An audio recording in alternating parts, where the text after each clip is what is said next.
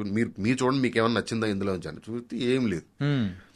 ఏం చేద్దాం సార్ మీరంటే పిలిచేసాను సార్ వాళ్ళని. పైగా సాంగ్ పంపించాలి, షూటింగ్ ఉంది, ఏం చేయాలి అర్థం కావట్లేదు, మీరు ఏదైనా ట్రై చేయండి సార్ అంటే అప్పుడు నాకు ఒక చిన్న హోండా బైక్ ఒకటి ఉండేది.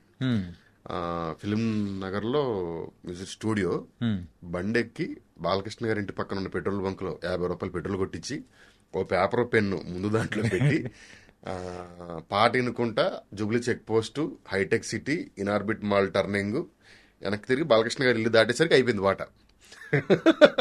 వచ్చి డైరెక్ట్గా స్టూడియోకి వెళ్ళాం, పాట రికార్డ్ చేసాం. అలాగా తప్పని పరిస్థితుల్లో రాసినవే తప్ప ఎప్పుడు కావాలని కానీ లేకపోతే నేను రాయగలనని కానీ, లేకపోతే ఇప్పుడు నేను లోకల్లో నేను రాయాలని నన్ను ఎవరు ఆపుతారు?